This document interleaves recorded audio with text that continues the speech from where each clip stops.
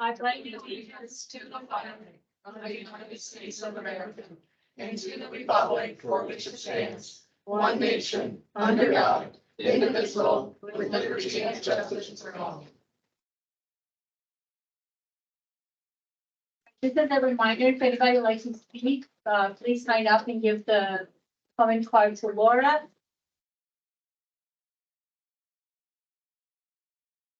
Go ahead and the roll call. We have in attendance Ed, Carol, Doug, and myself, and Bob. Is Bob absent? He's not online. Not online. No. Approval of the final agenda. Second. So we have a motion and a second. All in favor? Aye. Public comment. I have three. First is Margaret Feinberg from Stony Brook regarding agenda item 11D. Live a blunt. D like David. David. Hi, Margaret Feinberg, Stony Brook at Gateway. I had mentioned this at the last board meeting that we were going to be requesting that these funds be paid for out of the 004 fund. We did add maintenance to it. This is not a wetland or a preserve, so we added 4 events to go back in and check to make sure that the exotics are out of there. So I'm requesting that $7,900 be reimbursed out of the 004 funds. That's for that B14 track across from us on Gateway Boulevard. What's that track defined as? Just spare land or what? Yeah, Basically. basically It's green space. space. Not a wetland. No, not a preserve. Preserve. No, I think it's I think the B tracks are trying to be buffer tracks. I don't know the flag making buffer tracks, but I think that's so it's nothing essentially that we can do with it other than maintain it. probably, and in the middle is a separate track that the district has. That's the preservation or conservation track. That's sort of in the middle of all this. Yeah. And that's unrelated to the track B14 itself. Well, somebody's, I'm assuming that this cleaning that's being done, or the work that's been done there, because it looks a lot cleaner when you come around than what it used to look. Woods and wetlands went in, and I think they've been working there. I don't know if they're done, but they are doing the work. They're removing the exotics. So, and I'd also request that maybe you could move 11D up to more closer to the beginning of the agenda, if that would be acceptable. I'll wait for your response on that after other. If you're willing to do it now, I'm willing to let you do it now. Okay. I move that we take up agenda item 11D as a bill. We have a motion. We have a motion and a second. All in favor? Aye. Aye. You taking it up now? Yes. Do any? For this whole item we're talking about? Is there any issue? Yep. We must wait for comments to complete or You guys, Yeah, it's your let's call. do it now. you pulled the item up. So, with 11D, the cover page for me. So this would be contingent upon, approval from the district attorney and the district manager. There are, the invasives that need to be reviewed by district staff after Woods and Wetlands is done doing whatever it is that was contracted. As well as we need to confirm the irrigation, and get that straight and on its own meter, find out where it's fed, at the cost of Stony Brook, prior to us accepting. So we have an irrigation system feeding this green There, space? we know that there's irrigation over there. We have to do a little bit more research We to, don't know what it belongs to. We don't know if it's out of irrigation or if it's irrigation, but there's definitely irrigation, working We irrigation. have a meter. these are all things that just came up literally this Meter week. running. First thing. I know it's tied into the other side of the road, but I don't know if there's a meter on which side of the road and if that's isolated. So is the action here to approve this with conditions? Approve it contingent upon approval from the district attorney and the district manager. And what I would suggest is that approval would be in the form of an agreement, where the district at least require it, and as part of the acquisition, utilize district funds, and that they provide us the deed and the type of work that's appropriate and necessary for advance of this draft. The big thing I'm really asking for today is that this invoice be paid for out of the old four funds, yeah. Dad, you didn't sign up. You gotta sit down until she calls you, sorry. Yeah, I don't think that it's over, because I don't think it's full now. Yeah, that's a good point. And then the tract is actually larger. And the agenda packet has that nice aerial from woods and wetlands that shows the clearing area. But if you notice the yellow lines, And that's the question. the tract goes all the way up. Page 14 in the, there you go. Well, The tract actually goes all the way up to those beams and boulevard. that little skinny piece along the road. Yes. Mhm. Yes. The whole hook. Yeah, the whole. Yeah. Block, okay. And Is it you think county on the other that side? that was irrigated? Yes, all the way to. I believe so. But again, part of this is doing due diligence prior to accepting of the parcel. All of it. Can I say something on this? Yeah, but- Is that a place we could dump all the excess irrigation water?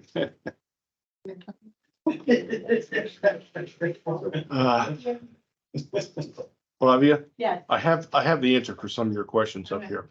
Joe McCulca, Stony Brook at Gateway. I spoke to the guy, the irrigation man from Mainscape. And he was on our property just the other day. In fact, I think it wasn't yesterday, it was the day before. And I asked him specifically the question where the meter is for that irrigation over there, because we talked about it. And he's told me that the meter for that irrigation is your guys, it's not us. And it is on our side of Gateway Boulevard, but it's outside our fence. If you go and look, go up the north end up there, there is some stands over there with meters and some controllers, and the So meters, there's zones, the meters on the east side, the zones are on the west side. something like that, yeah. Okay. So what do you think now? I'm not even sure if it goes all the way down to the skinny part or not, but if you recall, we used to have trees there. And there was water, the little drip things they put by the trees when they plant them, the water was coming from somewhere. We just need to check that. So My-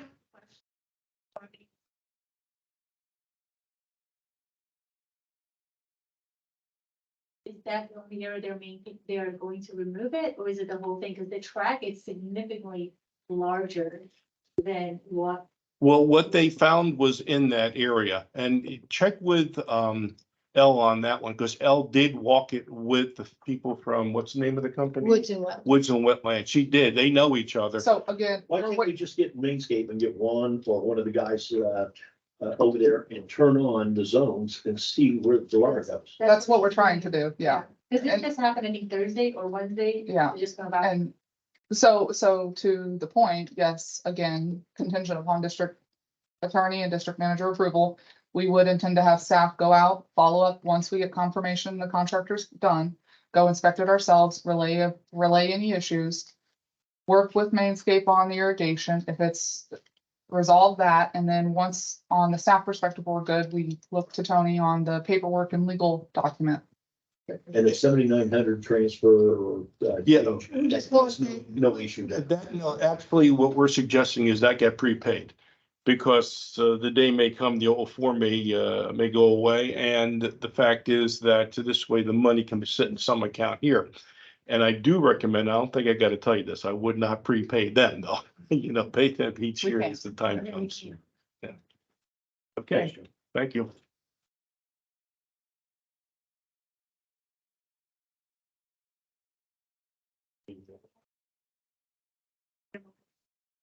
The funds will be spent from the reimbursed from the 004 account. And after Tony and Chelsea reviewing all the documents, including the irrigation that just we brought up last week. I'll make that motion. Okay, so we have a motion, do I have a second? I'll second. We have a motion, a second, all in favor? Aye. Thank you. The next person, Then go back to public comment. yes, please. All right, next is Nancy Straw from PPCA regarding agenda item 11E. Nancy Straw from Pelican Preserve. Last time I was here 2 weeks ago, we talked about the straggler parcels that were on your agenda. And since that meeting, not only did we have time to review some of those, and Chelsea also sent some supplemental information to me for other tracts, but we've gone through and printed maps for all of those and have detail enough now that I think numbers 19 and 20 on your agenda 11E should probably come to Pelican Preserve. Since Hurricane Ian, we've invested somewhere around $22,000 in repairs to the landscaping there. And so we would like them to come to us. And then we would also ask that you postpone this action perhaps till January, because we would like our attorney to sit with Charles Mann and Tony to just review all of them. Majority of them, like I said last month, the majority are adjacent to wetlands or areas that make tons of sense to come to CDD. But we'd like the opportunity to have them go through each one individually. And also in their discussions, there are a couple that may need to go to associations, homeowner associations within Pelican Preserve, not the main one, but smaller groups. And they're, Basically, each of our streets is their own association also. So we're talking about stragglers that are going different. Right. and they're different sizes and shapes and all kinds of things. There also are some side agreements. I For just lack don't of a want better to do term. this twice. I know, Yeah. we don't either. Yeah. Okay, thank you. So when we come to that agenda item, I'll be happy to make the motion to table it until the first meeting in January. That should give 3 lawyers enough time to talk to each other. Is anybody on that? I'm glad- I'm not. I'm just. I said, talk to each other. We'll put money in the 3 lawyers file. Yeah. Charles and Steve are good to work with them. I have one more, is a non-agenda item. It's Brad Davidson regarding the LCSO traffic enforcement. Just a reminder, you get 3 minutes. This is regarding the what, LCSO traffic, Traffic or enforcement. Gateway Boulevard.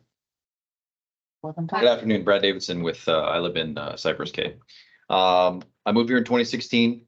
Years ago, when I first got here, Gateway was very quiet. Since the widening of the road, obviously things have changed and drastically deteriorated. These days, it's obnoxious sounds of beat up vehicles with no exhaust racing down Griffin Drive all day and night.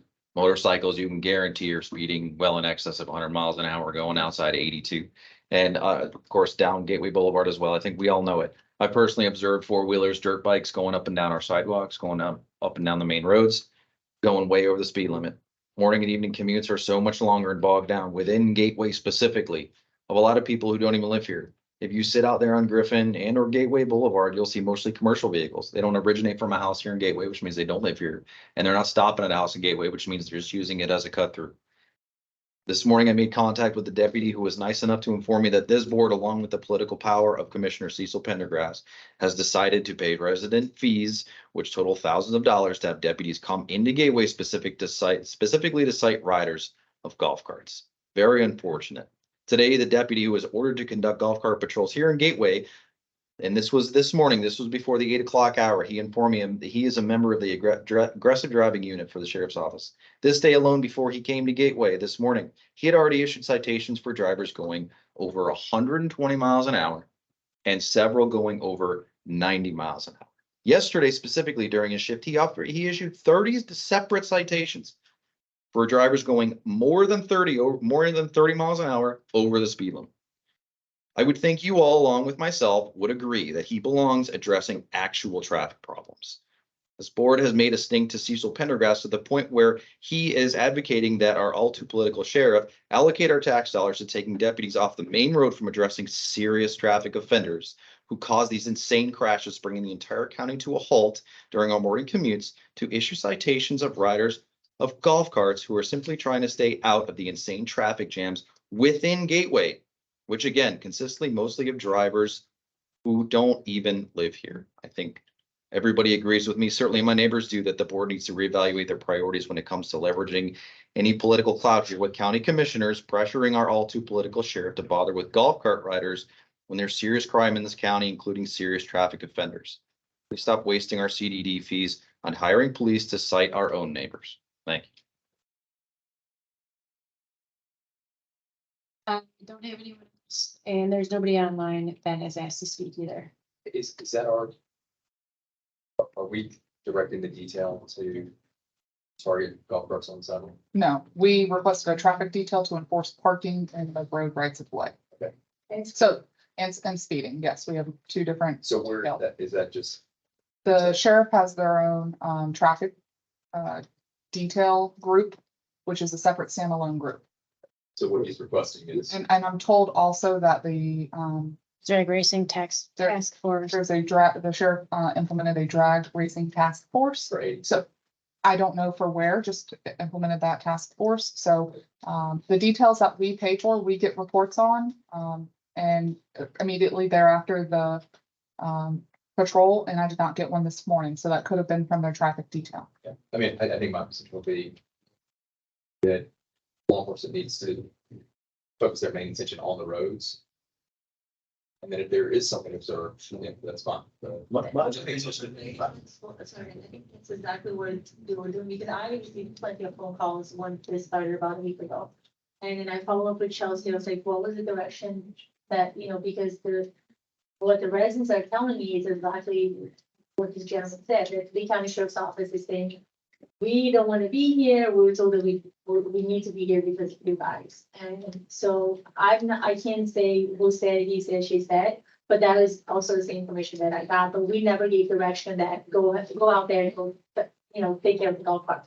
It's go out there during, the detail hours and enforce what needs to be enforced, and that's something that we talked about before, mainly the traffic control, the schools, those issues that we're creating. If golf cart is part of it, then, who are we to tell the county sheriff's office what they can and cannot do and what they can and cannot enforce and stuff like that, so. Well, the thing that we're just confusing, 6-7 months ago, we got informed by the opinion from the county that the golf carts were not allowed on the right of way. After 20, those 30 years. And that the supervision or the monitoring of that would be by LCSO. Well, that's fine, except for one little problem. LCSO was never told. I talked to the captain until you and I talked last week. The captain knew nothing about this. Well, they've had a change in captains too. Well, the issue is that the left hand and right hand don't talk. My thing is that, okay, I understand what they're talking about on the golf course or the golf carts, and we had a discussion Tuesday when we went downtown to talk to them. And I can tell you, I can go over and talk to that TV screen and get more than what we got out of that meeting. They are not changing. I would much rather take and have us, if we're paying them $100,000 or more a year, I want no more warnings on Gateway Boulevard and Griffin Drive. For no more warnings. For traffic. Go by the state law. 8 miles an hour over the posted limit, it's a ticket. Right there on the spot. No more of this stuff of the officer having the deal, cut a deal. No more. No more. If we're gonna pay those guys to come out here at $275 for a 4-hour shift, plus $15 for the vehicle, then do your damn job. Give them a ticket right there and you will slow the cars down. Now, you got a guy going down there, I hate to see the man leave, but I totally agree with you. This is ridiculous what's going on. They're going up and down that road like it's a racetrack. The only thing that's missing is we don't have a checkered flag out there for the winter. And one thing I think we So should we're do, paying for it. My deal is stop it. If they're not gonna do that, just eliminate the deputy or the LCSO detail altogether, take away $150,000 out of their revenue, and I'll bet you'll hear somebody then. yeah, and one thing, and we're gonna get some pushback on this, but I For think we this? should, no, let me finish. I think we should incorporate this into our PR campaign on our social media sites. To let the community know that that the county is going to enforce traffic and they're going to start cutting down more on speeding, those types of things. So let's just let our community be aware, hey, you need to be more diligent when you're on the roads, watch your speed because you will get a ticket. And then anyone outside the community, well, they're just going to fall Well, into. this gentleman, he hit the nail on the head. A lot of this is cut through traffic, and we talked about that in the meeting. As long and until they get that damn mess at Colonial and I-75, these people coming out of Lehigh are not gonna go down to that abortion and wait for an hour to get going. Well, I know that people just are very sensitive about getting tickets in their own community, which, look, if you're breaking the law, you're breaking the law. But let's maybe put something out there just to let our community know that, hey, the county's gonna start enforcing more speeding traffic. Why and- can't we demand that our officer detail has no limit of authority outside of 8 miles an hour? We're And not, if they don't do it, I'll make the motion to completely pull every bit of the 150,000 out. This is ridiculous. They're not doing us any favors. So I will say this, our budget is bad, we barely touched it last year. So it wasn't like we paid them, we barely utilized the sheriff's office, and that was my discussion in the budget. I'm like, if we didn't utilize last year, then remove it out of the budget. But then we we said, okay, maybe there was a miscommunication, we're gonna be on top of it and have them enforce. Everything else. We're gonna need it for traffic, so we kept it there. I know I also had a talk to, I had a meeting with Charles, was it Tuesday? Sure. And I guess there's a partnership memo that it's gonna, you wanna talk about that? Yep, so, well, I think first to answer Mr. Tinkle's question, the sheriff doesn't answer the district. We hire and request patrols, but the sheriff, they don't, the deputies don't answer to us, they answer to the sheriff, so. So we But let, what it's saying is use our leverage. We Yeah. go to Cecil, let him know, hey, we'd like a little bit more aggressive stance when it comes to traffic enforcement within Gateway. And then the response would be to the county, hey, we need you to be more aggressive because of the, the excessive speed. What we don't want to have to do is pull back our funding altogether that's and exactly go a what different direction. Yeah. So it's just using So- leverage, but I understand what you're saying. So we have drafted a memo. We had a follow-up meeting with all of the different schools earlier this week. And we have a drafted memo that we're awaiting all of those agencies' approval from before we issue it. And it is a joint effort across the board, in support from those different agencies, albeit the county, Lee County DOT, us, the sheriff, the charter school, the public school. We're working on getting that memo out and show a unified front that these are state laws that the sheriff is supposed to enforce. They are the enforcement agency. And I think I've spoken to one or two of you about what really prompted all of this was, we made the request for the traffic detail out here around the schools with regards to the parking.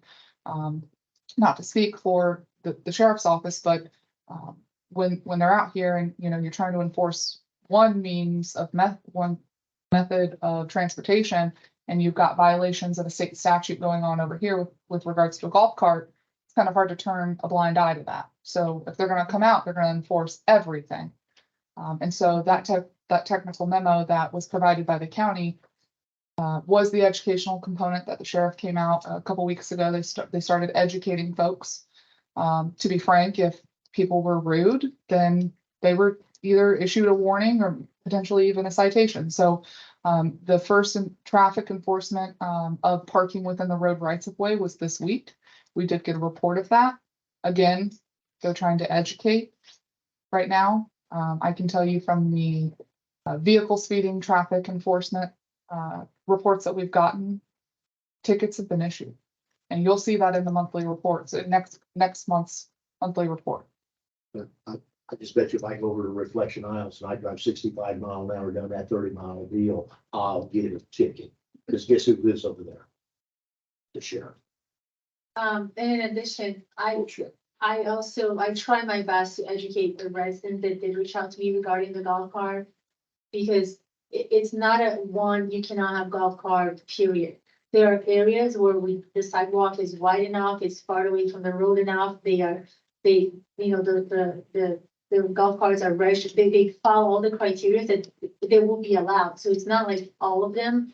But then you have to know that, like there's some areas that they couldn't drive, like Stony Brook, they couldn't drive on that because the path is too narrow and it's too close to the road, it's not 5 feet wide. So it's not a blank for everyone, it's individual, and that's why I think it's best to let Lee County Sheriff's Office figure it out. Here you good, I'm not getting you a ticket, here you're not good, you get a warning and ticket. I may want to correct that. We were told Tuesday's meeting, you don't go on the paths Period. anywhere, period. Why And did- that creates a nightmare. To me, the golf courses are a little bit further down our priority. Just how much rather get the roads.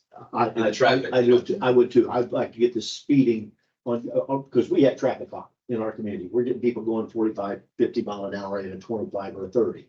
These people are talking about people going down this road doing 80 mile an hour and getting a warning. It's ridiculous. Ridiculous.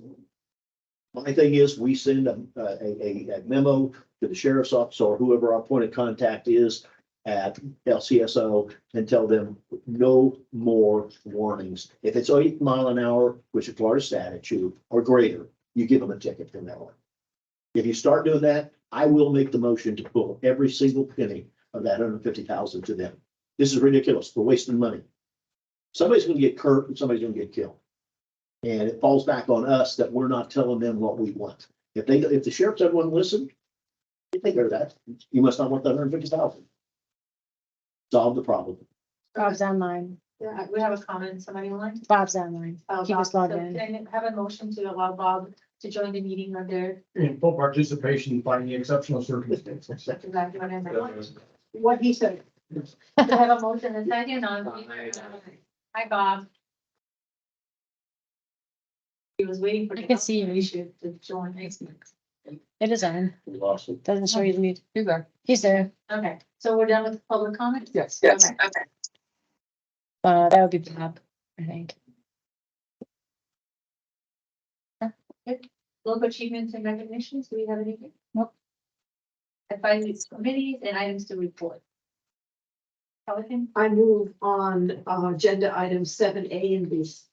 Both of these came from the, Safety and Security Subcommittee. And were recommended for approval from the Pelican Preserve Advisory Committee. From PPAC. And we're approved by PCAT. Check. Do I have a motion and second on favor? Aye.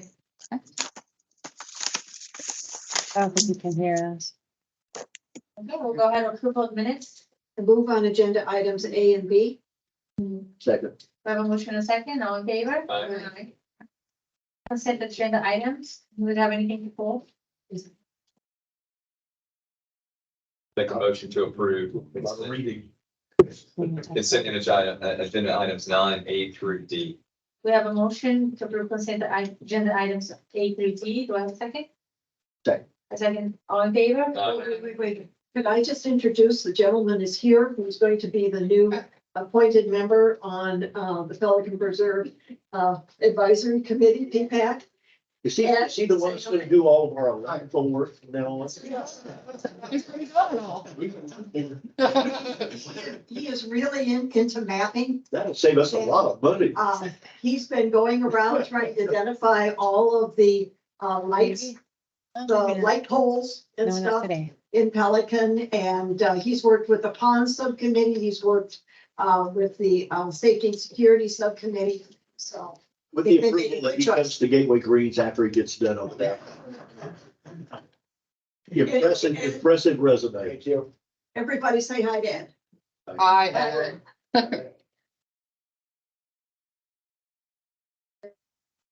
The engineer? yep, Steven's here. I think we have to vote. No, Oh, It's okay, Before he was I'm just introduced. Good afternoon, everyone. Stephen Agapi, Tetra Tech District Engineer. I'll get it, hang No problem. on.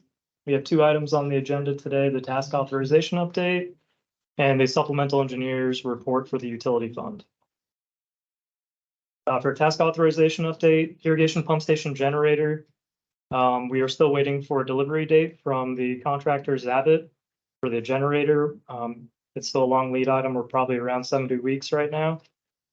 Irrigation enforcement improvements, we've delivered 95% plans. We're working through those comments and we'll provide updated set of drawings to go over with staff and work towards 100%.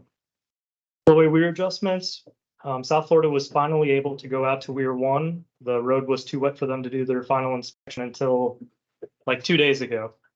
So we were waiting for them to provide their certification of completion. And once we have that, we can close out South Florida and the city Fort Myers permit. Griffin utility relocation, we're working on record drawings and waiting for closing out the project punch list items. Steve, on that question, this came up Tuesday at the meeting and caught me, I wasn't ready for it, with cannabis. Are all of our pressure lines in Gateway Boulevard and Griffin Drive that are under the road itself? Okay. Are they encased? I think they are. I'd have to go look at all the record drawings and see if they are. I was kind of the opposite. I didn't think they were. I didn't remember seeing any set of plans showing encasement. Yeah, Because you know how many of those lines we have that were ran over for extension for future development? right. I don't know that every one of those are encased. We'll have to look into that. Yeah, I Without looking- think he had a yeah. instant knowledge that it was either category yes or I no. hope they are. I don't know if they are, yeah. 40 years ago, Yeah, I would doubt it. anyone's guess at that age. Lower Hawthorne Well, I think we're wrapping up the final trade quotes to put this project together. We're piecemealing it with several different contractors. Seems like we're gonna be able to save a lot of money doing it this way instead of going out and getting one bid from one contractor. So I think the plan is to bring this back at the first or second meeting in Next December. meeting. This Next is the meeting. deal that we were talking about at the last meeting. And I believe that the staff and the engineer find that each one can be a separate standalone project. Yes. And With- we're not splitting them up for the purpose of avoiding any Avoiding Correct. competitive bidding. And we had solicitation process. And SRF already approved. Yes, Yeah. that's approved that. Just want to make sure we get it on the record. Yeah, we tried to bid it. We didn't get any bids, so we're going this route. 4 times. Yeah. Good, good. Where did I leave off? Phase 2, year 2 lake bank restoration, Lake 79. They have stone down. They're gonna wrap up stone tomorrow, it looks like, and start sodding next week as early as Monday. They've already gone out to Lake 117 and they're working on setting up pumps for dewatering that, and they'll start sometime probably after Thanksgiving. Gateway Utility Storage Building, we're waiting for shop drawings to review. The contractor's been working with staff for color selection and other items on the building. Gateway Admin Building, all the permits have been submitted. We're waiting for responses from South Florida and Lee County Development. Fiscal year 25 Lake Bank Design, So does that mean we're further behind?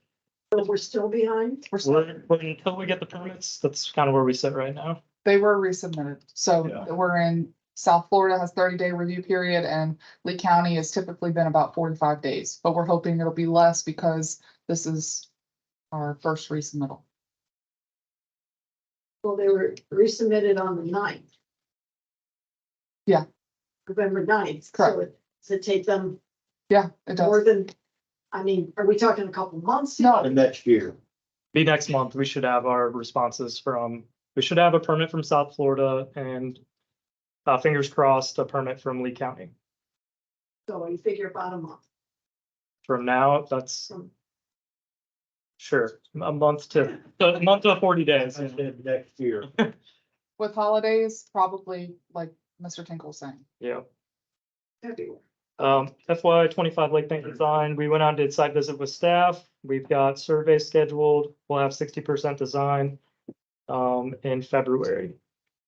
Which will come in front of you. FY 24, we have bids for the 4 lakes that we received no bids on. Those are due the 22nd. So next week we have bids coming in. We had a pre-con meeting for Lake 78 and 82, which is located in Daniels Preserve. The contractor is tentatively scheduled to start that work in March. Public Works Maintenance Building, the concept plan was approved. We are working towards 75%. The supplemental engineers report for the utility fund, that's coming up on the agenda for approval. And development updates, we're working through with Arborwood to get punch list items done. Deanna's Parkway Apartments, we have comments and they still owe us a set of plans showing no irrigation wells, but an actual irrigation main.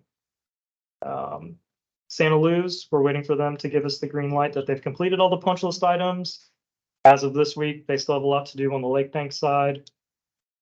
Santos Apartments, we haven't received anything yet. I'll skip down to Prado. We haven't heard anything back from Lennar as far as those items that are possibly attributed to the bond. And then FGUA, we did receive a resubmittal from Johnson that we are reviewing and will return next week. The county approved the amendments to the interlocals. And so pending payment of outstanding dues and review of the plans that they just sent this week, we'll be sending over the interlocal agreement with FGUA and the district for signatures. I think they want to get that constructed before like May or something. Quick. I know. They want to get it done quick. And that's all for task authorization updates. Any questions for Stephen? Did you have the opportunity to, or you gonna be the one who hosts taking people around to look at some of these shelled lake banks such that the other board members can see Sure. I'll try to coordinate something. I don't think Stephen needs to be the one, perhaps to, yeah. I think we'll have an agenda item at the next meeting with an update and then some locations. Yeah, We'll try to get to you in advance of that meeting so you can get eyes on it, but, I just want to make sure that we have, as far as a comparison or a cost alternative, especially in light of the fact that number 4 stone appears to be problematic. elusive, yeah. Met Tower said recently that they've been able to find it more readily available and kind of hinted at it being less of an issue, but I don't know how long that'll. It's good to have an alternative. Correct, yeah. anything else for Stephen? Be back in a moment.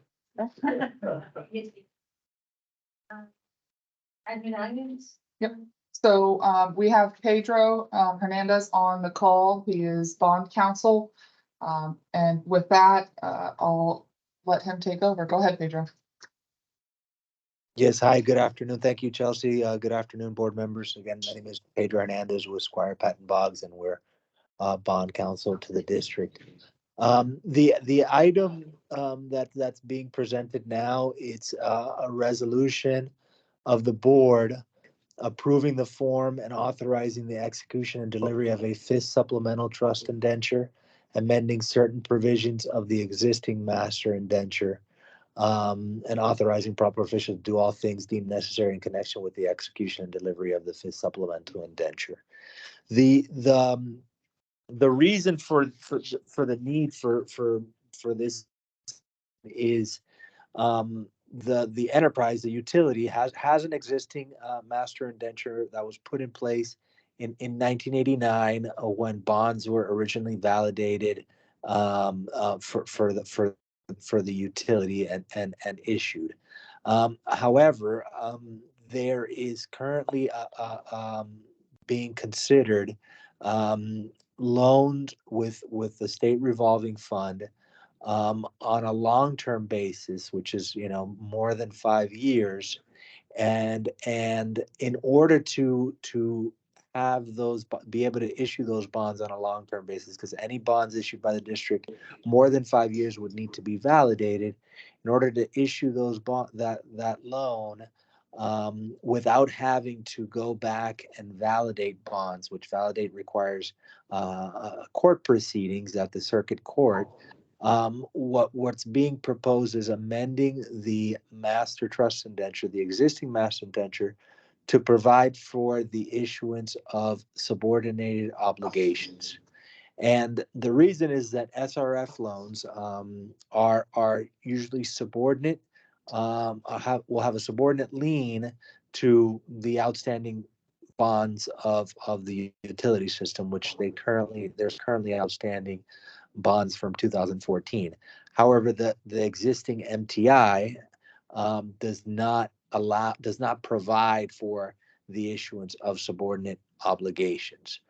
So therefore, in order to issue the long-term 20-year SRF loan that's being considered, not need to validate that debt, we need to amend the MTI to provide for the issuance of subordinate obligations under the MTI, and that's really what is being accomplished in the form of fifth supplemental indenture. It kind of makes a little bit of a Swiss cheese approach to finding the provisions within the MTI where the concept of subordinate obligations need to be built in.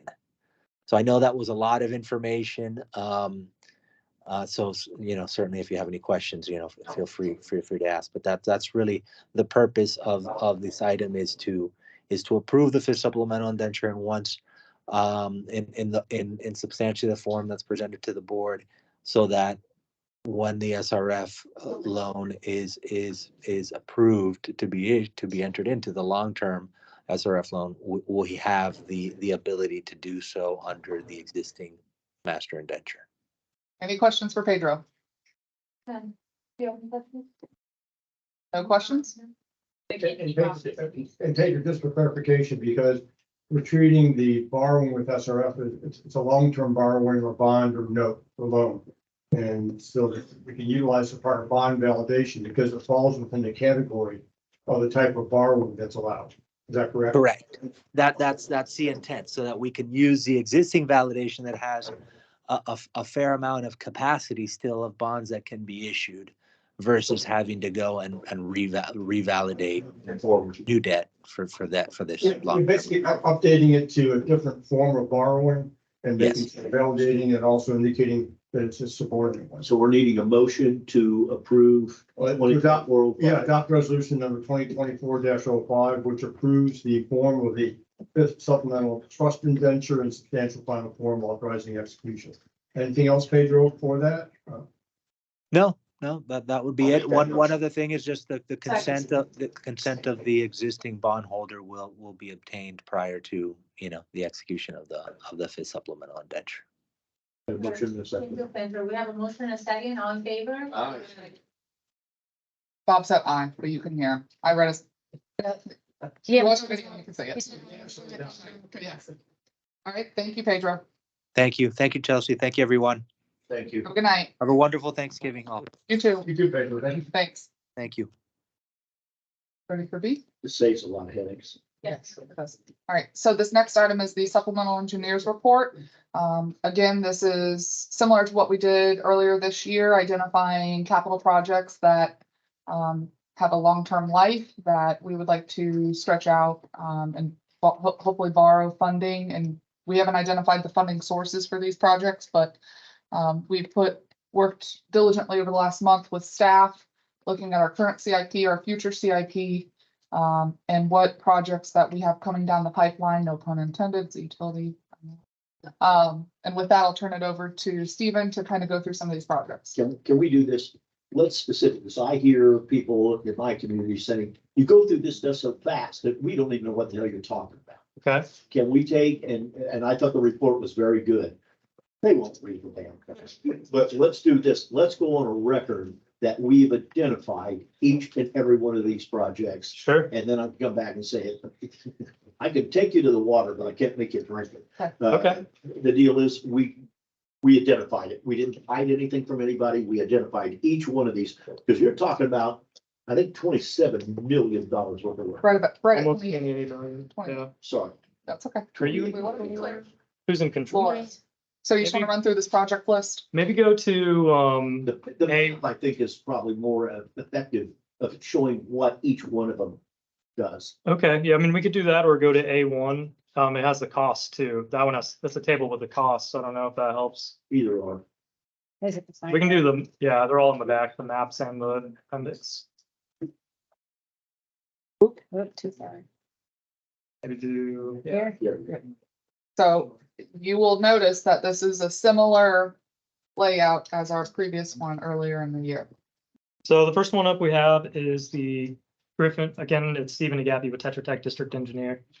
The first one is the Griffin Roundabout improvements, which we're all pretty familiar with. That project is wrapped up. This cost is actual construction cost. Pause. If you recall, there was a resolution that was passed 2 or 3 meetings ago that basically we could go back 90 days. And by you all doing that, we captured $1.2 million that we could, or we borrowed out of our reserves, that we would be able to replenish our reserves and then have a long-term repayment on this. Next one is the utility storage building, which we successfully bid and awarded last month. And that's within the numbers. Yep, this includes a owner allowance contingency. The next one is the meter replacement program. This is broken up into 3 phases. There's a pilot phase, which is listed here for 300 grand. That's pretty limited scope of work. That's like a targeted selection in a community to go in, replace the meters, the brass, the meter boxes, I believe, and run that as a pilot program.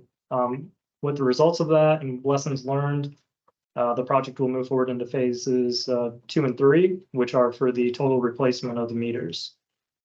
And that total is 11.5 million. So I'm hoping that we have a 20 or 30% contingency in that. These were actual numbers that staff Yeah, this crunched. Austin provided these, and I'm pretty sure he had a buffer in there. He priced out the labor and the brass and all the work. Very confident in these numbers. The next one is wastewater project. It's a 12-inch FPL easement property. It's the bypass force main. The Um, redundancy project. Yep. Sorry, Stephen. Yeah, you're good. Are we Just chime in whenever you need in to. good shape on that one with that DL and the easements and all that? Yep, it's all squared away. I can get an answer from him. Tell me about it. Let me get this now. That's Just go out and start building it. that's 3.8 million. And they will come. They will come. There's a lengthy list of irrigation projects. Yeah. Lower Hawthorne Well, which we talked about, we're bringing our bids forward at the next meeting. And we're estimating 1.12 based on what we've seen. That's in line. The next is the 12-inch irrigation main. This is parallel to the force main in the FPL easement. Similar cost of 2.2 million. Spray irrigation system. So this was identified, I believe, by staff, and this is to dispose of excess effluent water or irrigation water. The plan would be to identify locations along the FPL easement in conjunction with the new irrigation main line that will be installed there, and set up a spray field system that can be used to dispose of excess water. The generator for the irrigation pumps, this project has been awarded, so this number is in line. Irrigation supply pump house. This was identified by staff. The actual building is like a connex essentially. It's a metal building that was placed there and built out. And it's been original since it was placed there, and it's leaking. There's some issues with the building.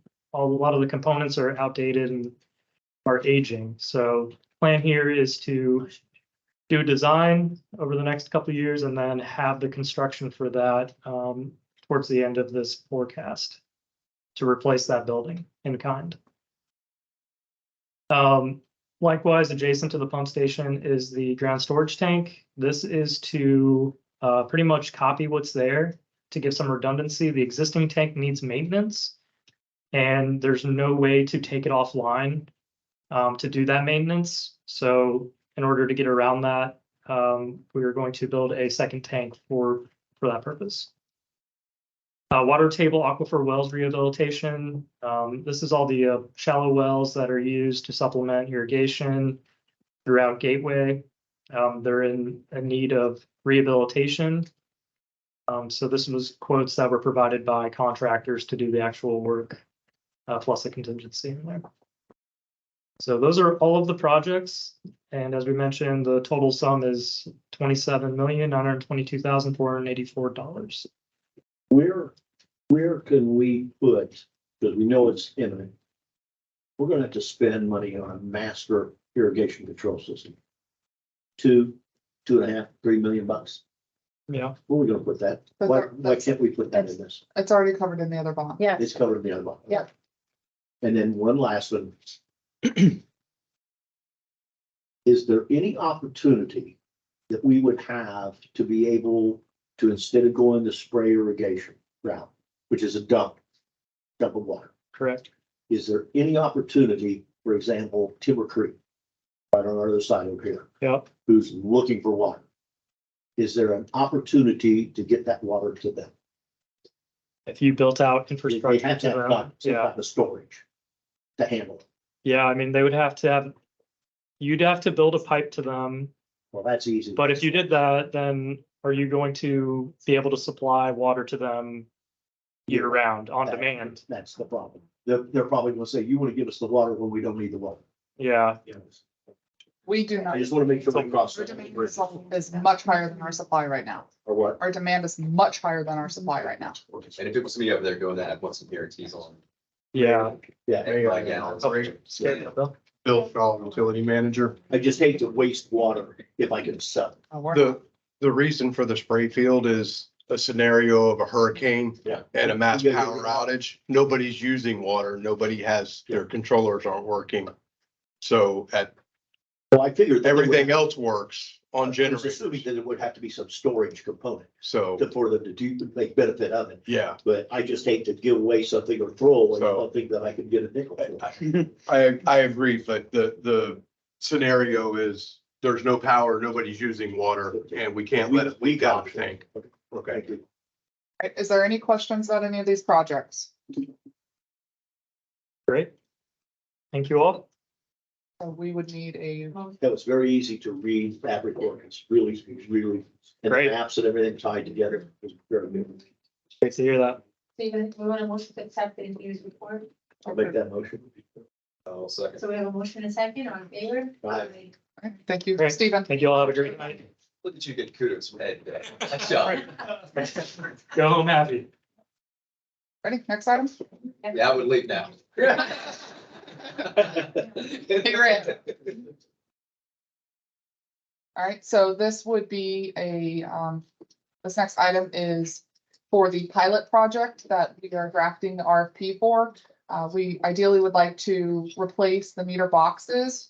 We have the meter boxes, they're behind the building. We just need somebody to install them and swap them out. So Rohaley and Sons Plumbing Contractors, we solicited multiple quotes from different vendors, most of which said too small of a project right now. They've got too much other things going on. Rohaley and Sons, Are they local? yes, they do a lot of work with Bonita Springs Utilities. And so ultimately, we're looking for approval of this agreement. And then once we get all of the brass in, they can start replacing the boxes that we called out for the pilot project. Have we? No, you got. Go ahead. As we go through this pilot, if we haven't done already, let's identify some things that we want to measure in this pilot, like installation time, so we can average installation time. I don't know how we would necessarily do that other than when they install. I don't know what the number is. This is, It's gonna be so different. That's the problem. Well, but that's my point, is even if. So we're trying to, we scope this out. Much larger scale, it would be nice to at least, but I think what your point is the data will be there'd be so much variation in the data that it wouldn't give us accurate information, but maybe we could say on average, it's gonna take X amount of time, so then we can start to project out. You might be getting that. Yeah, So, an average. ideally, what we're trying to do is, and we're drafting the RFP for the installation of the system-wide replacement for boxes, because that has to go out to bid. Because of what we expect the dollar amount to be based on CCNA thresholds. So we're gonna be drafting that, and then ideally, we would like to get the meter box installation contractor on board sooner than later, so they can get ahead of the pilot. So that way, when we put out the RFP for the pilot, it's 3 meter companies that are selected, that, whatever that criteria is, we're working with our Arcadis to draft that RFP. And it's a simple come in, swap a meter. Have we sent a letter, something to these 195 guinea pigs? Not yet. A better term. We We need to have a very good letter explaining to these people what's coming, what we're doing, and what's behind this. Because it's gonna be a shock. Leslie. It's gonna be a we shock. talked to Leslie today, because she literally said that to me this morning. I promise you. So we're gonna be drafting it. We're still very early on. That Brass- communication is probably more important than anything we do, because we can't, at that $11.2 million number, we can't screw this up. Well, brass, we don't expect until at least May. So we've got 6 months at least to draft that letter. So we do want to get that out. We do plan on having very clear communication. Hey, you're part of a pilot project. If you have any issues, report it to us. All of these things play factors into our assessment of meters, et cetera. One of the things you said earlier that's gonna come up on this one is this entire issue of the trees. It's gonna come out big time. Yeah.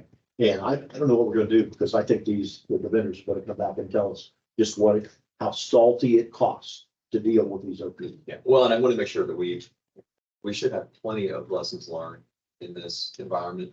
In all aspects, not just the meters itself, but how we're installing them, the cover shells and all that stuff. So when we do it this time.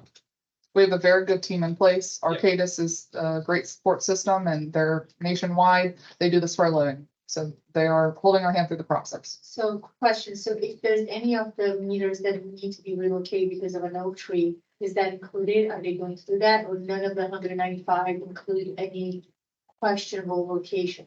Really? he has identified, I don't, it should, is it in this agreement? He's identified the property addresses that, need to be relocated or moved. And categorize them in either an A, B, or C, depending on the severity. The extent of the move. Yep, so he's put eyes on every single property, staff has put eyes on every single property. I don't know if the actual list is in. Remind me again what committee? Yeah. I had a hard time reading. We can print you a better copy. We've got, I believe it's, Devonshire, I know is one. Devonshire, I think Dan, Well, I'd like to walk, no, I'd like to walk everyone in my community, door to door, looking at these, just seeing what it is, because I'm dealing with one of the older Gateway communities. Greens, Callaway. Especially if you're going up Mahogany Run Drive. I mean, we're talking about 30, 35 years of oak tree. Mahogany. Yep, Yeah, so we've got maps, we've got Excel sheets, we've got listed out, eyes on it, plans, And how did you pick this area for the pilot? the hardest, most difficult areas. The most That difficult? we have With most regards- issues. So we have the most issues with landscaping, oldest, where's? Park- Signal I'm not issues. familiar with Park. Where's that at? Pretty well heard all of these drives. Is that over here at, across the street? is it? Yeah. That's the one I've not heard.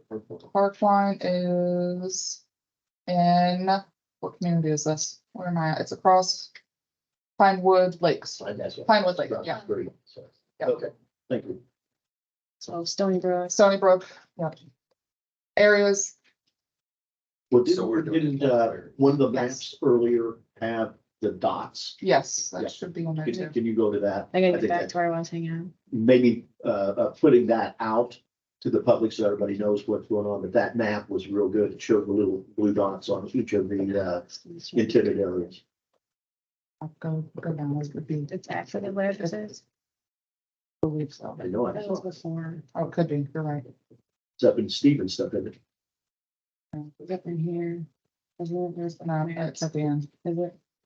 sorry. So I'll move on agenda item 14C. No. Okay, so we have a motion by Carol, I'll second that. we have a second by Ed, all in favor? Aye. Bob's, give a thumbs up too. All right, thank you. I move to table agenda item 14E to the first meeting in January 2020. Any issue with that from staff? It's to allow the three attorneys to talk. Yeah. Okay. Use some pressure here. I'll second that. Have a motion and a second, all in favor? Aye. And last item? Ed, do you want to take this item up? Yeah, the issue on this one is that, years ago, this occurred. We had, three property owners association. One is that we all know about Fairway Lakes Office Park. The other one is the one down in, West Links, which is generally down by the, what do you call it? School, elementary school, that whole area. And then the other one was over across Commerce Lakes in the Worthington area.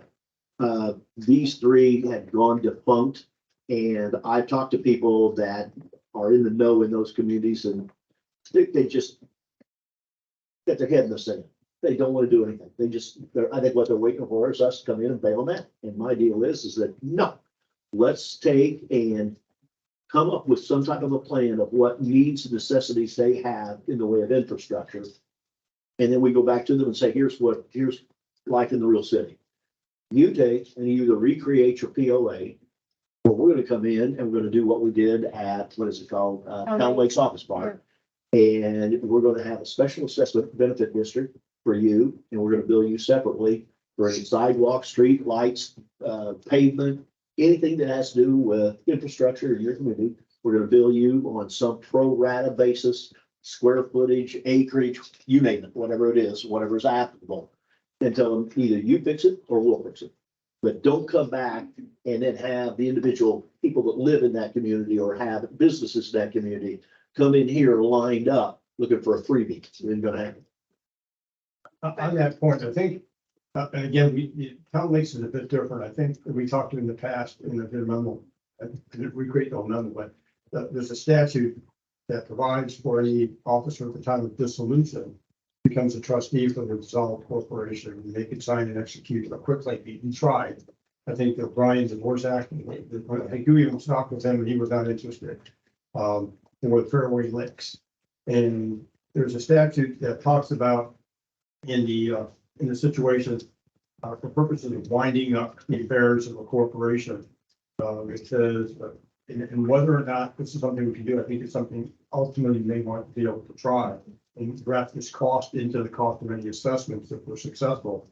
It says for purposes of this section, which is the dissolution, winding up, and meeting, the circuit, it doesn't say who can apply for this, which is the circuit court may appoint a trustee, custodian, or receiver for any property owned or acquired by the corporation, who may engage in any act committed under subsection 1, which is deeding up the property. If any director or officer of a dissolved corporation is unwilling or unable to serve or cannot be located. So arguably the district could, these people are not willing to reform, reconstitute their associations. Files, I found prior similar petitions around the state, where the district could go in and make that petition and say, listen, not like you said, we're the infrastructure entity for the community as a whole. We have centers, public safety. We'd like to be asked for it to be conveyed to us. They refused. We'd like the court to appoint a trustee. And so we can ultimately do that, I believe. And someone may object to that. That could be interesting. But what's even more curious is if you going way back, the county acquired a piece of the roadway and some other property for the roundabout. And that's the northwesterly most piece. And we were named a party initially because the county thought we had an interest in it through an old lane, but we do not.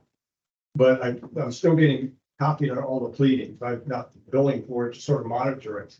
And when this issue came up, that I went back and looked at the filings, and I today spoke with the assistant county attorney that handled it. Interestingly enough, the county has deposited, and the county is now the owner of that portion.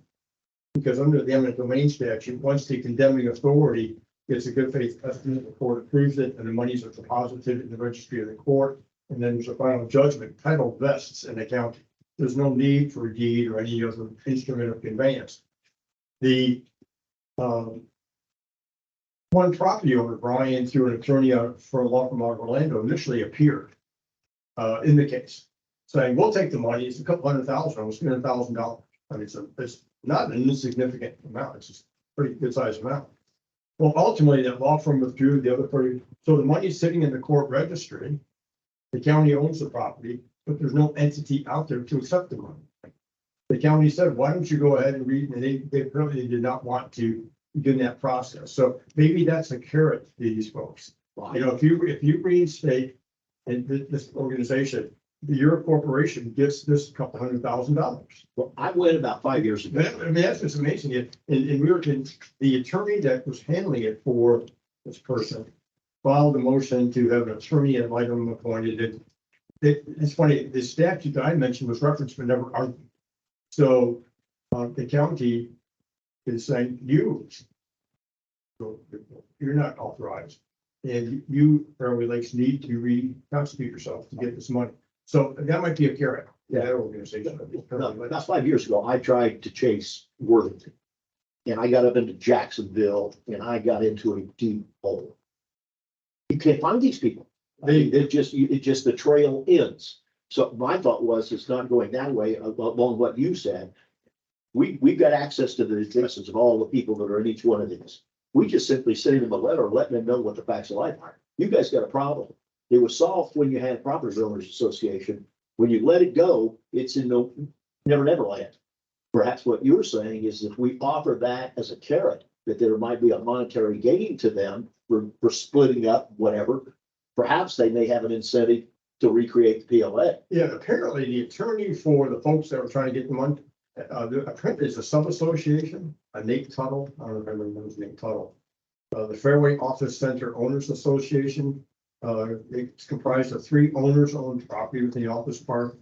And that gentleman was told how to reestablish the master association, and they said, we don't have any money available to do this, and not even know how to begin the lengthy process. And so they decided not to. So I think it's an OAK over there, don't they have? If they find out, That's a pretty sharp group, OAK, between now. if they find out that we're going to issue the steps, create the steps to have special benefit tax, I bet they come out of the woodwork then. Again, we'll start the process. I guess we'll start having conversations and there's, I think, one thing is, I think our carrot to Fairway Lakes at least is there's money in the court registry for, That's available. for the Fairway Lakes Office Park Owners Association. If they reconstitute, then they can deed it. Let's be clear, this responsibility does not fall on this board of supervisors. What I'm But trying to do is to avoid what could potentially come our way and somebody wants a bailout. so, but to that point, in order for district council to start working on that, we need direction from the board to expend district dollars on pursuing that. My motion would be to draft a form of letter. And it's simple letters because they need to understand, you've got a problem, you've got an infrastructure. Your problem. motion's getting long. No, I'm just trying to say is I don't want a long letter to them in the legalese. Okay. You've got two choices. Either you correct your own deal by recreating your POA, or we're gonna address it for you. Because we'll do a special benefit tax. Okay. So my motion is to authorize Tony to prepare the simple letter that we send to the owners of record of each of these three areas, letting them know that doing nothing any longer isn't gonna work. Every one of these are old. Yeah. Every one of them are old and they're going to start having I'll problems. work to the chair and tell Sean, 'cause I think the form of the letter is to the extent that the board is interested in acquiring the roadways. And recognizing that acquiring the roadways would be whatever condition they're in at the present time. And then the district, because the district has no duty or obligation now. And I think that's clear, Yeah. is that we don't have it. But if we're going to do it, and we're gonna get stuck doing it, we're gonna bring them up to our standards, which means you're gonna pay for it. Yeah, and again, part of my approach might be, you all have the ability to reinstate this organization. And oh, by the way, Fairway Lakes, I may add something to it. There's a couple $100,000 sitting in the court registry that goes to that entity once it's reconstituted. The other two, it's the animal. So I'll second for discussion. And the other option is we file, Petition of the court to have a trustee appointed and then have the trustee convey it to us. and so if that, If- so in the end, if the court wants to take it, yes. so if that is conveyed to us, does the dollars that are sitting in the, Not Fairway Lakes necessarily, 'cause that's the party in that lawsuit was the Fairway Lakes Association. Now, what you end up with is to bring it up to standards, you end up having a capital project.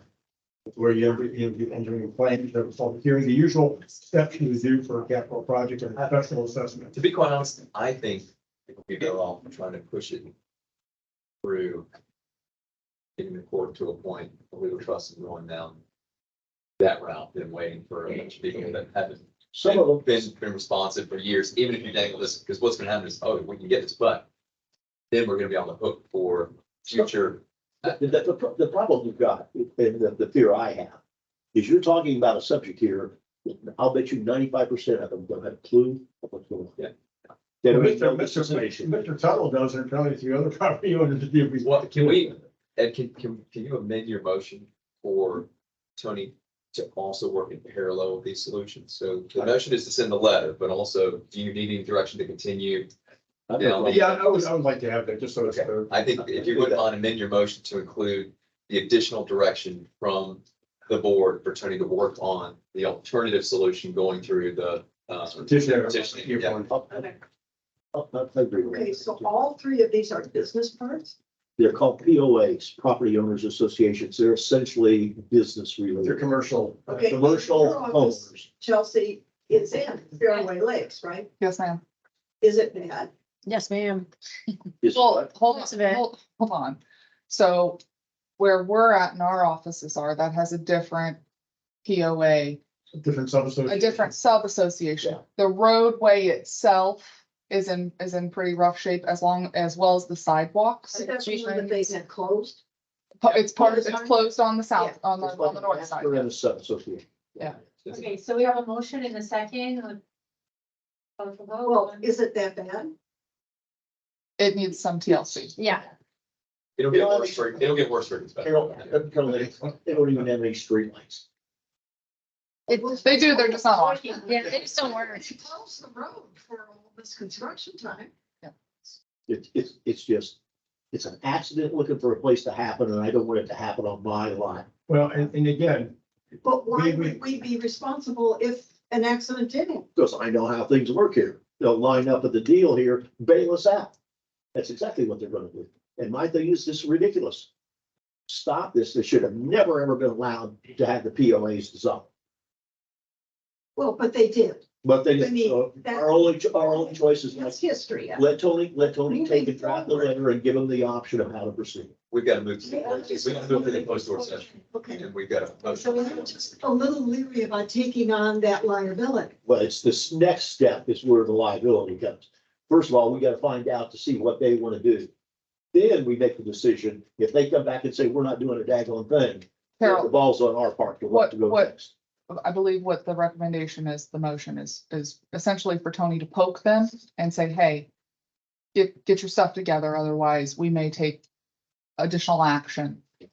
So this is just a poke. We're not taking that second step. That second step is dropping off a cliff. Yeah, I mean, and I think an interesting, the lack of rationale, in my opinion, is that if we initiate that other process, they may say you're constituting a taking of a domain. I think that's when the district will back off if they find you're under. But We'll wait for that. Just take that one step at a time. We'll give you liberty to define the orders of operation as you. okay, I don't work with Chelsea on that. Yeah. Okay. So again, we have a motion and a second, all in favor? Aye.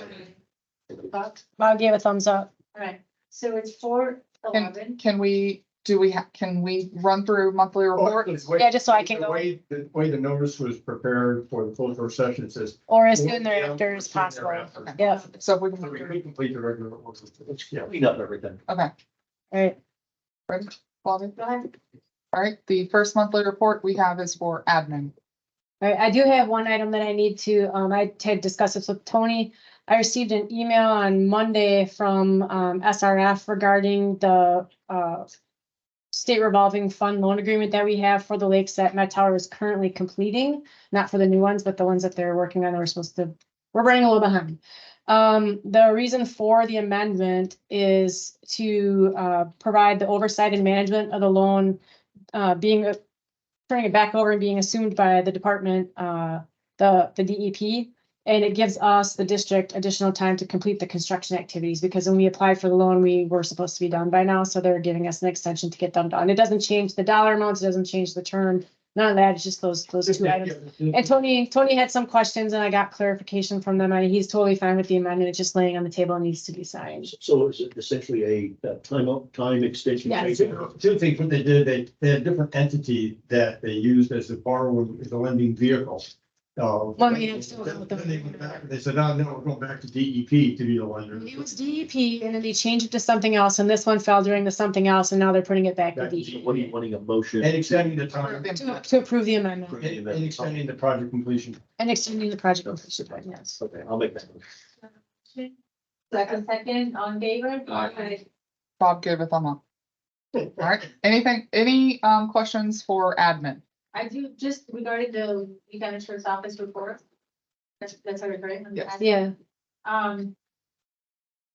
I just feel like a few of them are not really, they're very general, like no major items to report, that's very general.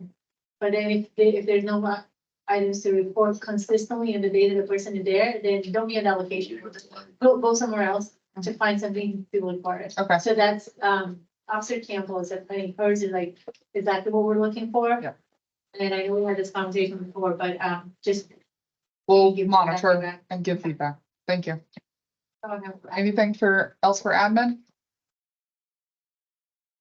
Okay, thank you. Next, we have. Drum roll. actually, Public Works was first. Oh. Yeah, I know, Sorry. Weird. just, yeah. But normally, Well, it normally is first, so. Bill's here, so do you have any questions for utility? What,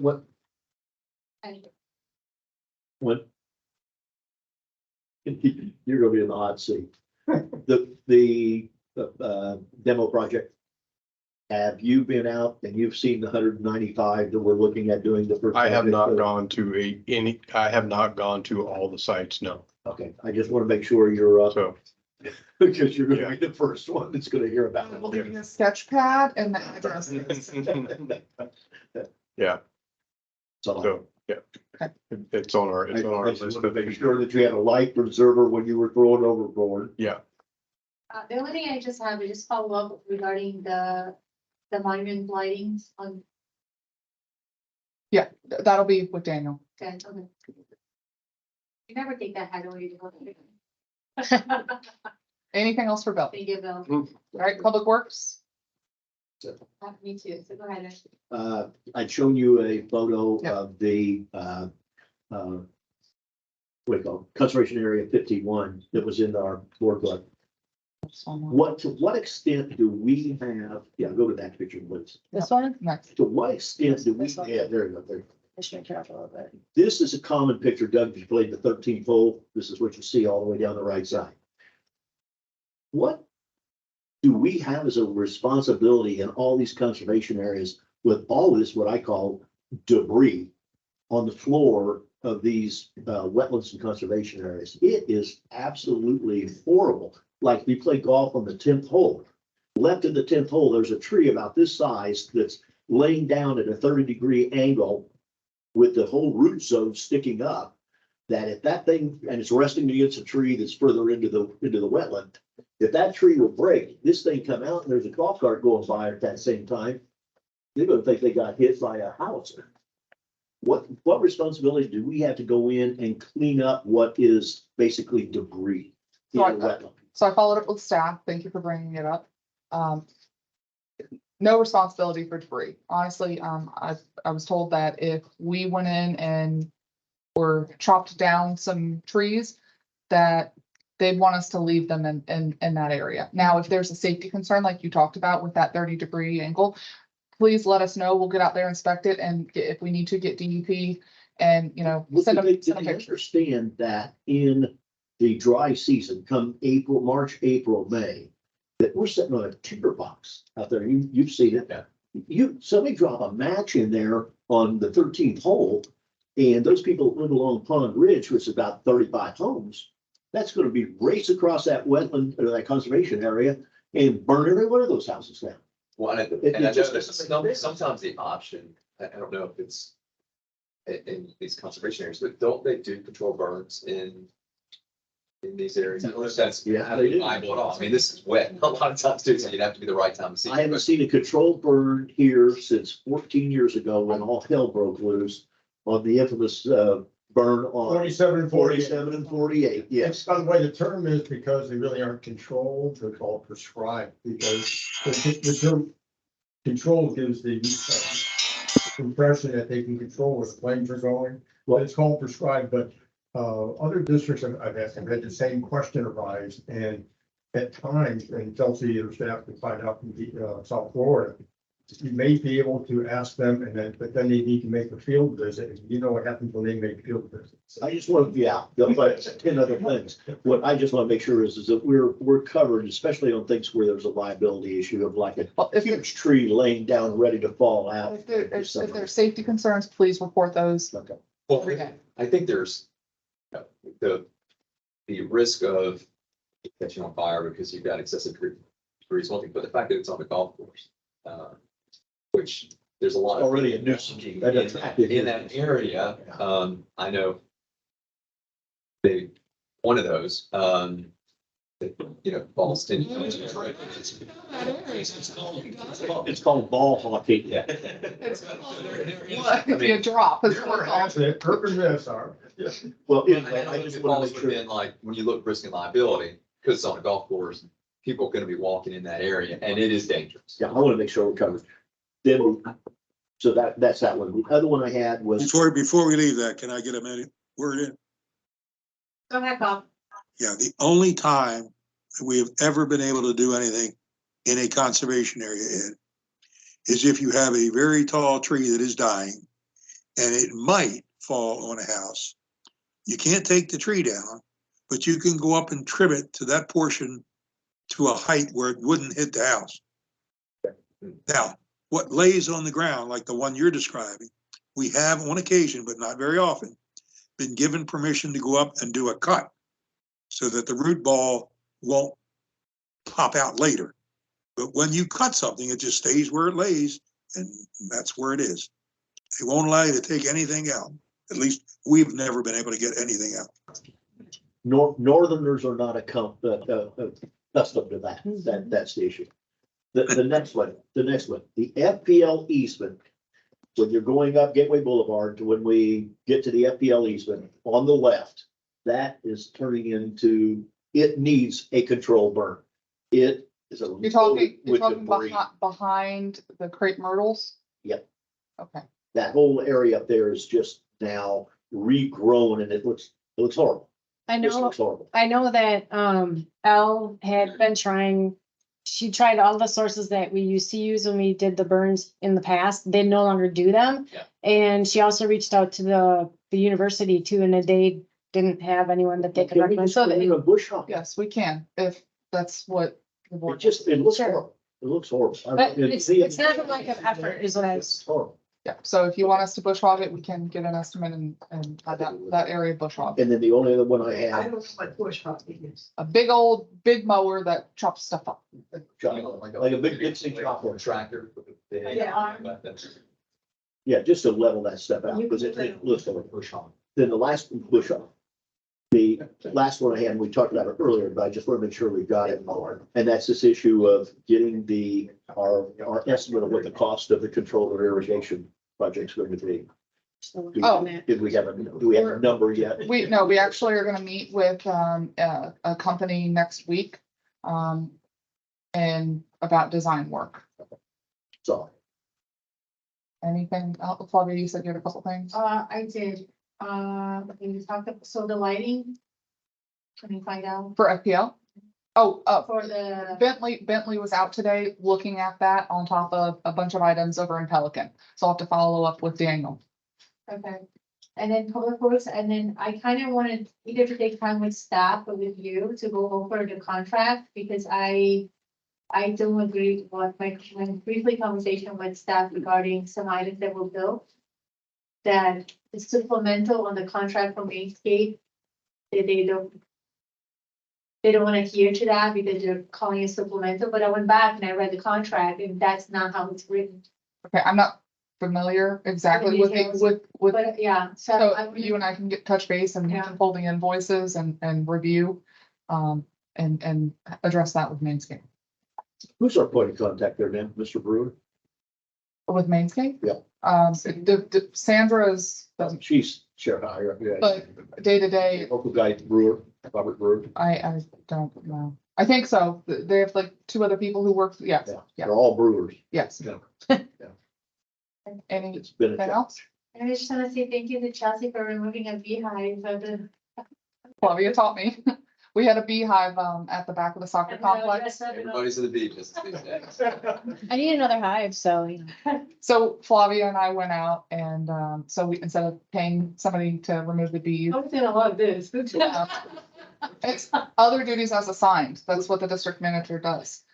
You guys looking for a Purple Heart or something?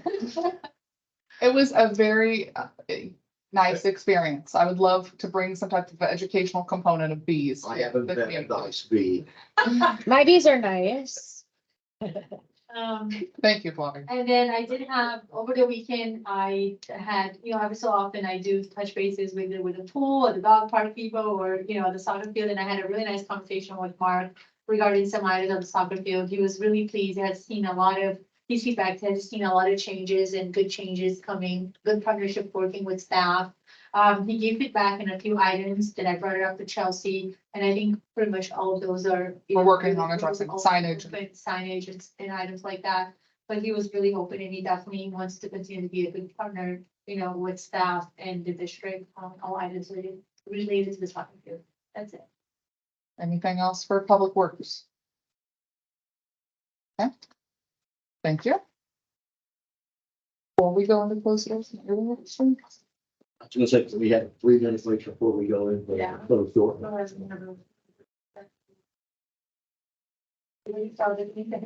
No, for once, I don't think we're a 5-minute recess. Because we Can't get up. let's take 10-minute recess. if you guys are gonna talk, you make sure you at least talk to the mic. Okay. Bring my crown. Yeah, Okay, I did that. We're ready to go, Chelsea? yes, we are recording. We are good to go. I have to add that to you. Yes. I'm sorry. He was in the notice, but I forgot that. And I don't have to change the dates. I already changed. And Mr. Gephardt not here. We cross him out. All right, this, you good? Yes, ma'am. Okay, at this time, we're going to commence an attorney-client session between the Board of Supervisors of Gateway Community Development District, the district, and our attorneys. The session will be closed to members of the public under section 286, 0118 of the Sunshine Law. A governmental body meeting private with its chief executive officer and its attorney to discuss certain matters relating to pending litigation.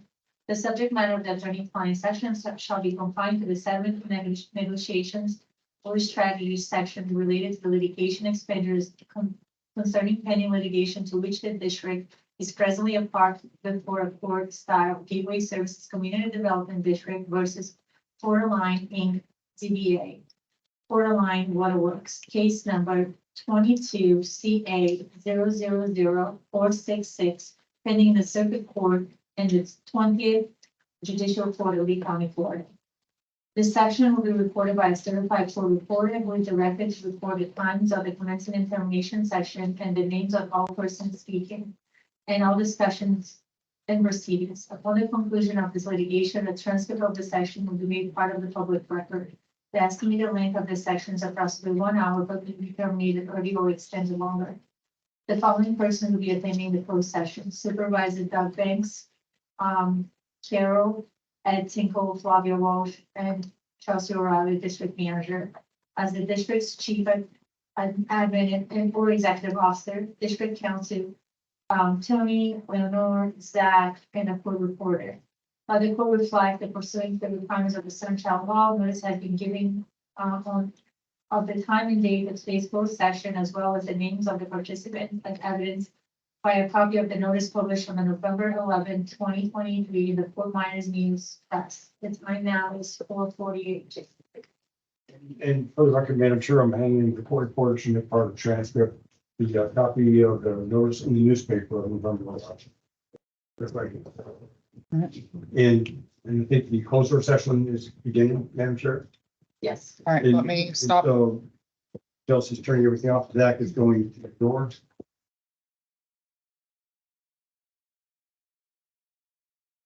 All right, we're recording. Make sure your mics are on.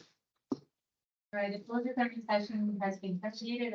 The open session has been resumed. A sealed transcript of the session will be submitted to the secretary clerk at a reasonable time and will be part of the public record upon the conclusion of the litigation. And Madam Chair, what we'd like to ask for is authorization to have a closed session on December 7th, 2023. Followed by open session to advise the board as to release and with regards to the settlement negotiations. I would have a motion to have that on the agenda. I make that motion. And then you have time now. 4 o'clock or sooner, actually, almost 5 o'clock. It's a heavy, 4 o'clock. it's a heavy agenda. So 4:30, 4:30. and then we can always wrap up back. Again, so I always add this or soon there. You have a workshop scheduled for 2, and then you have regular session starting at 3. Thank you. I'd like to have a vote to that. Well, that's also because we canceled the second meeting. Yeah. In December, so. Yeah. So we have a motion by Ed. I can say, I will. Motion by Ed. I'll second. All in favor? Aye.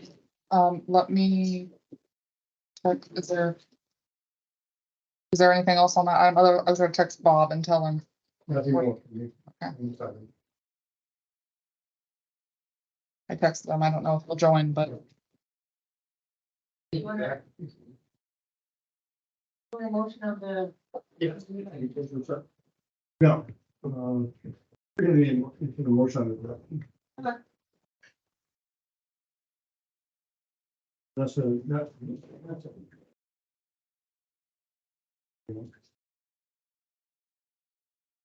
I'll keep the board posted. district attorney project list of this.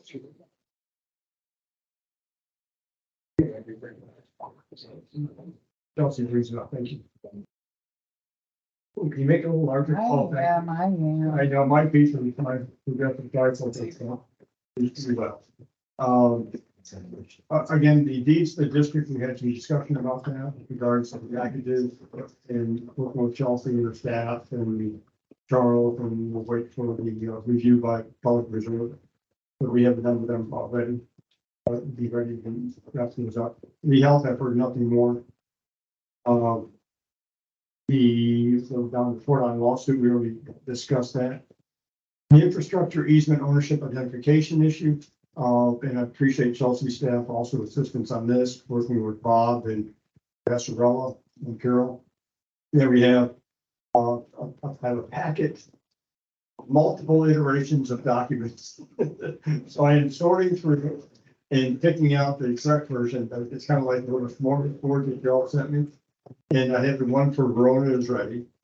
And I have one for the golf course for license agreements ready. I'm going to the other one and send them all back to you in one package. That was your smorgasbord, but yes, okay. Well, no, it was in a different sequence. Smorgasbord than I said. Anyway. And so we're getting real close to that. Hopefully we have those all in final form by next week so that they can go out to the various parties to wrap that up. And again, I appreciate all the work everybody's put into it. Have a good night. Happy Thanksgiving. On the Genope master agreement, I reviewed it. I have some edits. I need to get back with Randy on that. So that's the proposed master agreement for the IT services. And I'm going to, in working with Randy, sort of blend that with the typical district service provider agreements, because the master agreement they have all kinds of interesting terms in it. I didn't just put it out. And so that's on track. I had the 14th. I'm a little behind on that. My iteration, I just not provided it to Randy yet. The Milner contract copy machines that we received, I just need to, again, by the 30th, get that letter out to them saying, come pick up your copy machines. We're not paying any more. If you want to sue us, go ahead. Because it's just outrageous. The contracts were signed, sort of signed by prior management. And there are problems with the terms of the contract that really should not apply to a governmental body. But hopefully we can get them to finally see the light.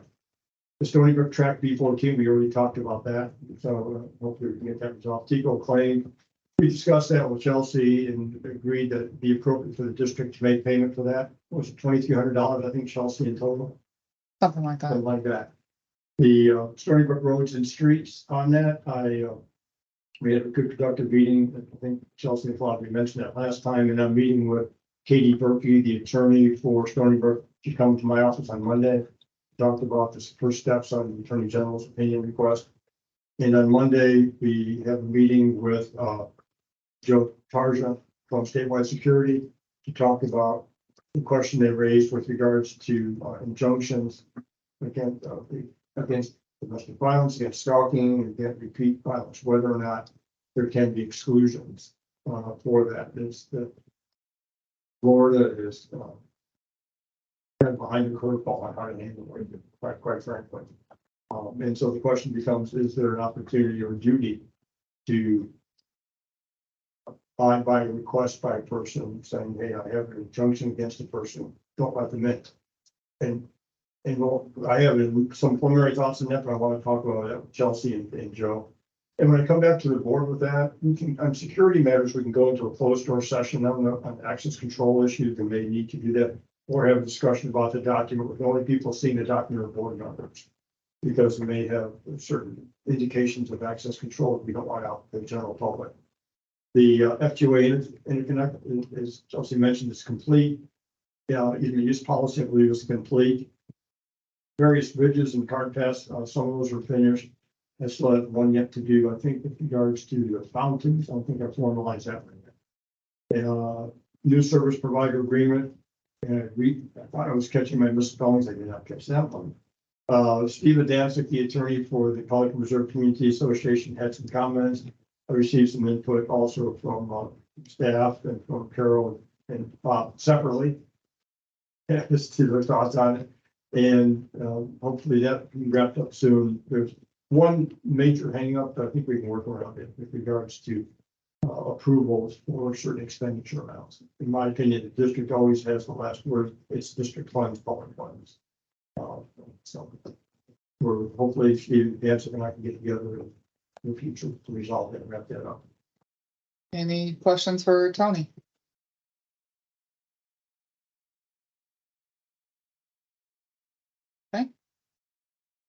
Have you seen any wording from them Yes, and I just need to get back to Steve. He sent me an on email. this non-veto thing? Yes, I think it was 2 days ago. I just need to get back with him on it. Okay, He said it was. well, we said that many times. I know. In my opinion, is very strong on it with regards to, again, only the board can make decisions as to how to expend the funds. It cannot be a veto power by a third party as to expend or approve the budget. The only thing that I'll have will be the Mainscape contract that we'll go over with you, and then if you and I agree, then we'll pass it along to Tony. Okay. Supervisor comments, Carol? Did you want to go over agenda management? It's not on here, but I have, Yeah, it's not there, so I did, so for once, I skipped it because it's not there. I know. So as you can see, we've got the contract, all of the Lower Hawthorne contracts. I don't know that this one will come through by your next meeting, so waiting on them. So again, just working through a lot of these items, and if you have anything else to add to it, let us know. Winterfest is the first Saturday in December, 6 to 10 flyers up there, so. Who's attending? Are you attending that? Of course, I know. Carol, will you be here the second? Yes, Okay, anything else that you'd like to see, add, move I'm up? not doing any dunk tank. That's summertime. We wouldn't do that to you in the winter. Sure you would. It's warm, it's Florida. Snowman building contest, you have to watch out for. Yeah. Yeah. Sandman, And okay? All right, so supervisor comments, Carol? The only thing is, and Laura's already left, so, the tax bills came out, as we all know. And at least on mine in Pelican Preserve, the GSCVD was the single largest item on the tax bill. I don't know what it is, for you guys. But, I was wondering if maybe Laura could, and of course I realized that if I paid it this month, I get a reduced amount, all that sort of stuff. If she could maybe, well, I was gonna say for the next meeting, but maybe in January. If she could kind of let us know like a timeline, like how many people pay early, how many people wait till. We don't get that information. That goes directly to the tax. Yeah, the We payment, get the money. we get the money, but they would be the one to tell us What percentage? what the percentage was and how much was received each month at the end of each month. And I think she did that for the last year. Yeah. I think we received that information from them because we get the majority of it after the first of the year. It must be a pretty significant number because of the fact that they estimate on the high side, just to make sure they don't get burned. Yeah. Right. Because Carol, the taxes actually aren't due until March. we You get can, a 4% discount Right. if you pay it early. we can, Well, but absolutely- then you get less if you pay in December and, you know. Staggered. we can show that. I just don't know that we'll have that now, but. yeah. Okay, then whenever we get it. And does that create any cash flow issues for us? No, ma'am. And do we account for that as we do our budgeting? You know, we get a whole bunch of money at a certain time, but we end up doing. Cash flow, no. Strategically, operationally, we try to hold off on any large scale purchases upfront. We try to wait till after the first of the year, but honestly, with the lead time of everything right now, you can put a PO in now and you're not gonna pay until sometime in 2024. So, but strategically, staff knows that. That doesn't count for the enterprise fund. That's just the general fund. That was it. I have nothing. Good, Jordan. Second.